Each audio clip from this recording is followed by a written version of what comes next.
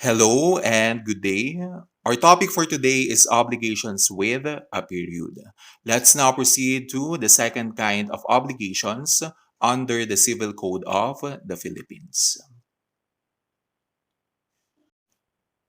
Recall that there are different kinds of obligations under the Civil Code of the Philippines, and they are first, pure and conditional obligations, second, obligations with a period, third, alternative and facultative obligations, fourth, joint and solidary obligations, fifth, divisible and indivisible obligations, and sixth, obligation with a penal clause.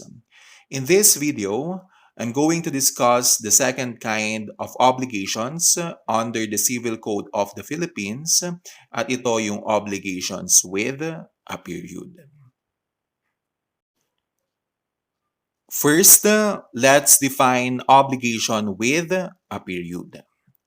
An obligation with a period is an obligation whose demandability or extinguishment is subjected to the expiration of the term which must necessarily come. In other words, there is a day certain when the obligation will arise or cease. Ibig sabihin, ito yung obligation na may term. At yung term na yon ay darating in the future. Take note, hindi kailangang may date palagi. Ang importante, future and certain. It relates to the future and at the same time certain. Siguradong mangyayari siya in the future. For example, D is obliged to give his laptop to C on December 31, 2021. As you can see, meron siyang date. That is December 31, 2021. So this is an obligation with a period. On December 31, 2021, pwede nang mag-demand si C kay D na ibigay na ni D yung laptop. Another example, on January 1, 2021, D allowed C to use his laptop until December 31, 2021. In this example, there is again a date. That is December 31, 2021. So this is an obligation with a period. On December 31, 2021, matatapos na yung obligation ni D na ipahiram yung laptop kay C. On that day, kailangan nang ibalik ni C yung laptop kay D. Sinabi ko kanina na hindi kailangan na may date palagi. Ang importante, future and certain. That's why you need to understand the concept of day certain. A day certain is that which must necessarily come, although it may not be known when. This is Article 1193 of the new Civil Code of the Philippines. Ibig sabihin, darating siya in the future pero hindi natin alam kung kailan. I will give you an example. The death of a person. All of us will die. Of course, everyone will die. Darating ang kamatayan, yun nga lang, hindi natin alam kung kailan. Yan yung ibig sabihin ng day certain. It must necessarily come, although it may not be known when. That's why if the obligation of D is to give C 5,000 pesos when B dies, this is an obligation with a period. Like what I said earlier, ang importante, future, and certain. B will die in the future, and it is certain that B will die. Siguradong mamamatay si B in the future. That is why this is an obligation with a period. At this point, let's differentiate period from condition. Ano nga ba yung differences ng period at condition? Ano nga ba ang kanilang pinagkaiba? A condition is an event that may or may not happen, while a period is an event that must necessarily come at a date known beforehand or at a time that cannot be determined. So, ang condition ay uncertain. Meaning to say, pwedeng mangyari at pwede rin na hindi mangyari. Pwedeng ma-fulfill yung condition at pwede rin na hindi ma-fulfill yung condition. Ang period naman ay certain. Kapag sinabing certain, sigurado na darating at mangyayari. A condition may refer to the future or to a past event unknown to the parties, while a period always refers to the future. Ang condition, pwedeng future or past, pero ang period, palaging future. Based on these two differences, we can say that a condition is a future and uncertain event, while a period is a future and certain event. So, ang palagi nyo lang tatandaan ay kapag condition, future at uncertain. Pero kapag period, future at certain. Next, a condition causes an obligation to arise or cease. Kapag nangyari yung condition o na-fulfill yung condition, it's either mag-a-arise yung obligation o matatapos yung obligation. Kapag hindi na-fulfill yung condition, then hindi mag-a-arise yung obligation or hindi matatapos yung obligation.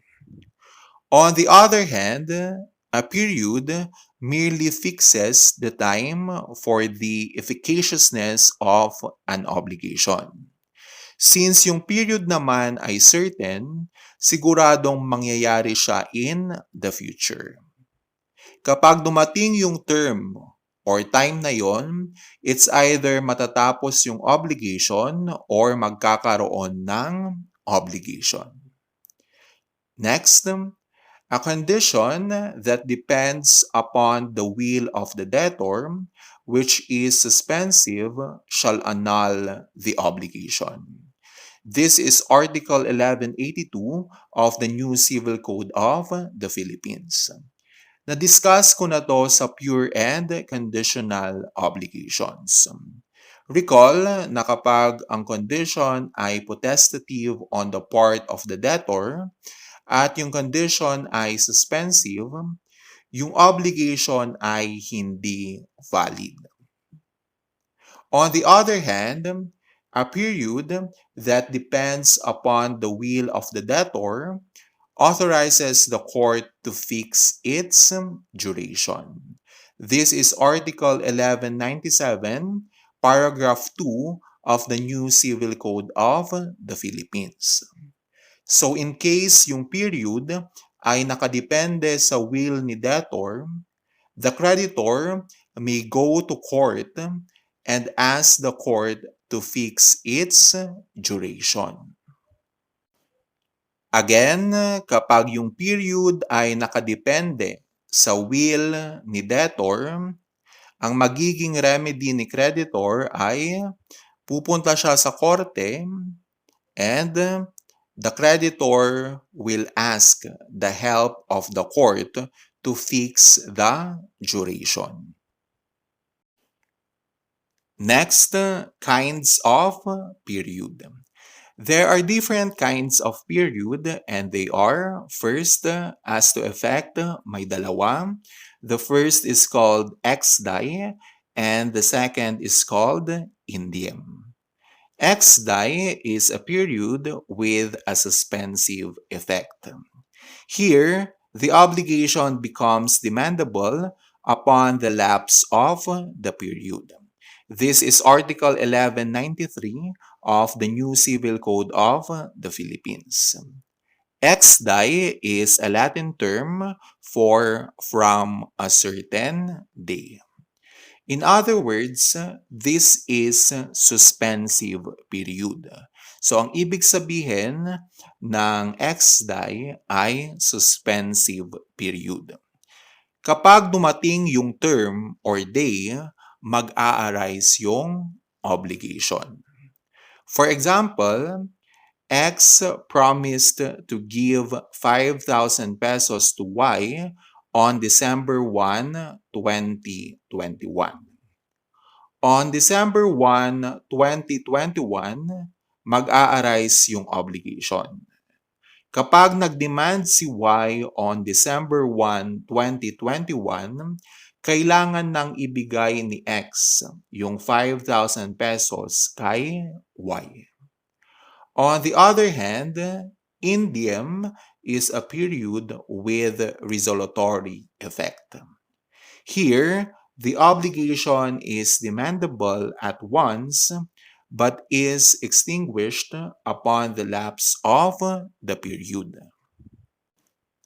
This is Article 1193 of the new Civil Code of the Philippines.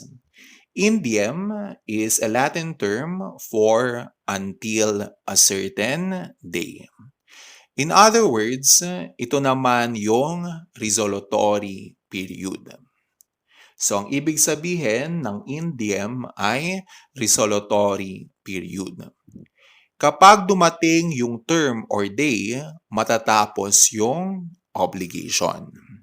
For example, X promised to give 100 pesos per day to Y until December 1, 2021. On December 1, 2021, matatapos yung obligation ni X na magbigay ng 100 pesos per day kay Y.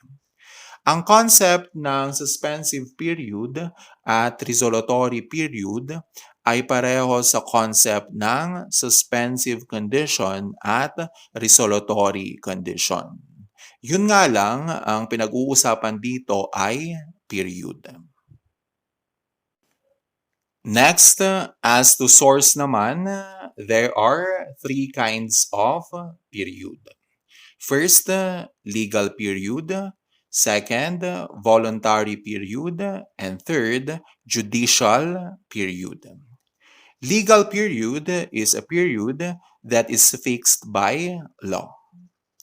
Voluntary period is a period that is fixed by the parties. And judicial period is a period that is fixed by the court. Again, the different kinds of period as to effect are ex-die and indium. And the different kinds of period as to source are legal period, voluntary period, and judicial period. What if yung obligation ay ganito? I will pay you my debt when my means permit me to do so. Babayaran ko yung utang ko sa iyo kapag meron na akong pambayad. Babayaran ko yung utang ko sa iyo kapag nakahanap na ako ng paraan para makapagbayad. Babayaran ko yung utang ko sa iyo kapag kaya ko nang magbayad.